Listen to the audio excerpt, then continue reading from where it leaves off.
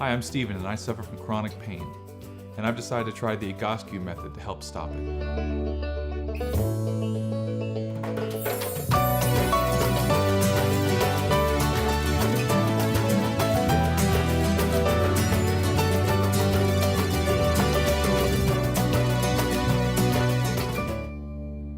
Melanie's dad came out to visit us in California this week. One of the things we decided to do was to go and hike to Point Doom, which is this large dormant volcano where they shot the end of Planet of the Apes. It was fun having Grandpa visiting. The hike was definitely a lot easier this time than it was the first couple times I had done it. The exercises I think are definitely helping out and making things a little bit easier. I got to carry Victor a little bit longer. I wasn't as winded. So it was pretty exciting to be able to go out and do something like that. I like hacking with Daddy after his exercises. I can definitely tell already he doesn't complain as much about being tired at the end of carrying Victor for a while. Even shooting pictures, taking some video of us, he was able to handle it a lot better. So I just finished week 3's exercises for the first time at home. It's about a 45-minute exercise. There's a lot of what looks like laying around, but in reality it's actually pretty strenuous. My wrists were definitely kind of hurting during the supine on the ground. And of course, ending everything with that air bench is always fun. So I'm still working on that air bench. I'm gonna get that one of these days. We'll keep it up.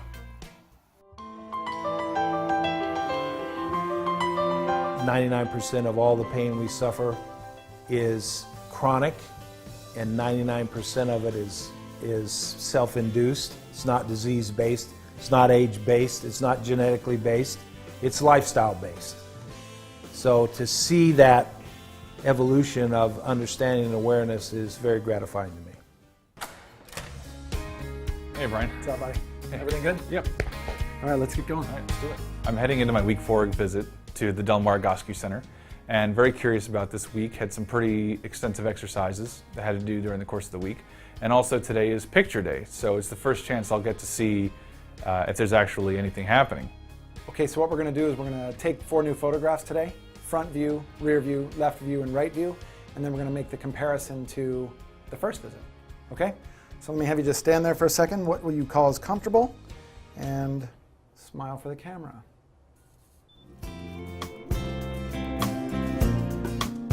Okay, Stephen, what we're going to do is we're going to take a look at December 14th, which is your first pictures that we took of your normal posture coming in. Sure. And then here on January 4th, today, we're going to compare side to side, front to front, and back to back, things like that. So I'm going to move this over real quick for you to be able to take a look at this top right-hand picture. I want you to be able to compare day 1 here, around a month of you doing your exercises, and look at your head position in relation to the plumb line. Yeah. Remember how we talked about the plumb line should be almost dissecting your ear? And you know, I joked about it here being in the next zip code, where you're at least closer in proximity here.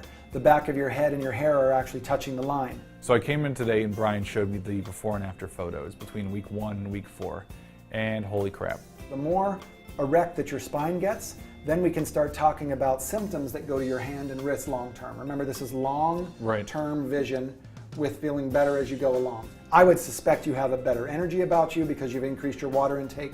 You've even done some of the nutritional changes we talked about, which is massive for a customer to be able to just follow the suggestions like you have. It's excellent. Right. I was pretty shocked, to be honest.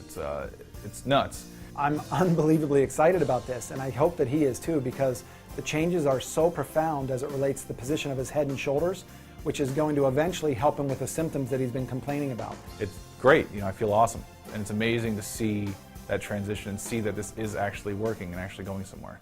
So after the assessment, I have some ideas what we're going to do with Stephen today. We're going to start with an exercise called the frog at first. He's going to lie down on his back, put the bottoms of his feet together, and just let his knees drop out. What I'm hoping he realizes is that there's a low back reaction with the legs dropping out into that position.